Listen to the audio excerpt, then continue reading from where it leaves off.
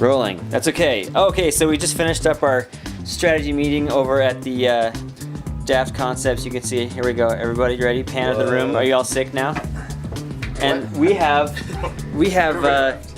chessboard fever.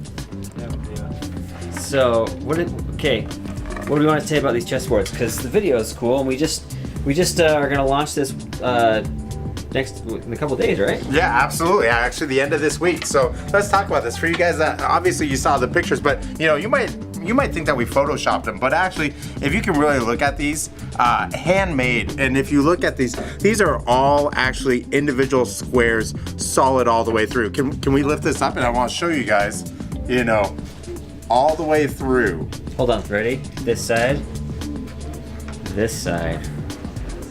So when you look at that, some people have been asking us, like, how do these go together? And literally, they get glued up in strips, and then all those strips get cut apart, and then alternated and rotated, then glued back together again, and then all that is then sanded manually, one pass at a time, so that it's smooth, and then the whole thing gets banded with the borders. So it's actually a really long, drawn-out process. It takes about a week to do one, between glue time, cut time, and then the time it takes to actually put all the finish coats on it as well. And it has to be finished both sides so that it stays sealed, so that it's not going to warp or crack over time. You can see more details about that in our How to Properly Take Care of Your Chessboard. So anyway, we're real excited about this, because honestly, you don't really see woodworking like this anymore. It's kind of a lost art, but Ken's been doing it for 20 years, and so we're excited to be able to offer it to you, because we think it's one of a kind, which is frankly what Daft is all about. So Chris knows a lot about woodworking and all this stuff, so he's geeking out, you can tell. But I'm gonna switch gears a little bit. Let's talk about the next. We did a sneak peek of our Tic Tac Toe. Who wants to talk about Tic Tac Toe?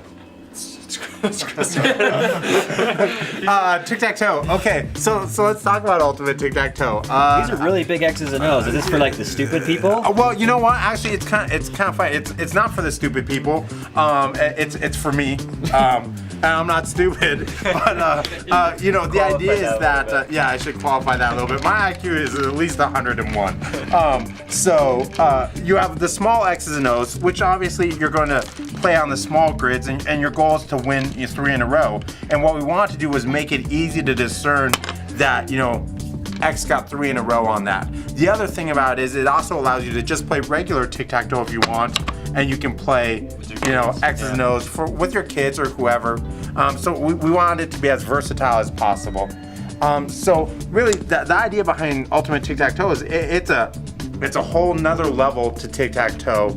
And there are electronic app versions and stuff like that, but we want to actually create a physical version of the game, and really not a chintzy, cheap version. Something that really, like, you pull that out and you sit it down on your table, and it immediately draws you into playing with it and playing the game and having conversation with friends while you're doing it and just having a great time. And I think for me, a lot of this design concept is actually thinking about when my son and I play games, what sort of things keep his attention. He's going on 6, so his attention span is slightly longer than mine, but neither of ours are very long.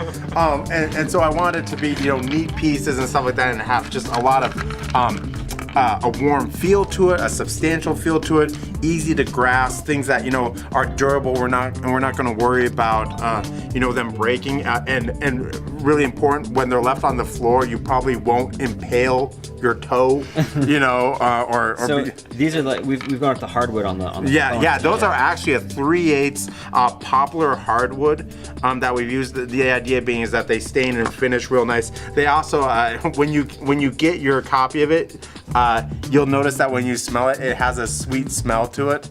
And when I say sweet, I don't mean that like a surfer. I mean it actually smells somewhat sweet. I want a cedar version of this box. Yeah, absolutely, right? The humidor version will be a $500 pledge. So But you know, we really want to do something. We looked at doing like some of the Baltic birch ones, and honestly, you just didn't get the same sort of feel out of them. And so we were really excited to find a hardwood option for the pieces, because we really think that adds a really kind of quality component to it. You know, that people will be proud to have and display and show off. And it's not just going to be this game that you play twice and then shove in your closet and never play again. You know, the idea is that you'll play it with your kids and maybe give it to your kids and they'll play with their kids, and that's what we really want to do here. And you know, we'll have the actual gameplay rules and whatnot on the Kickstarter video and things like that. But maybe I'm going the wrong direction with this, but I feel like this is kind of a little bit like 3D chess.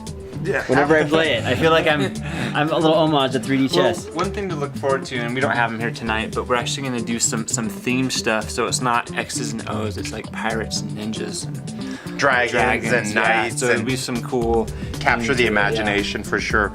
The how to play and best strategies to win videos will not involve me, because I never win. But you know, maybe Sheldon will give us some advice on that. So I got lucky.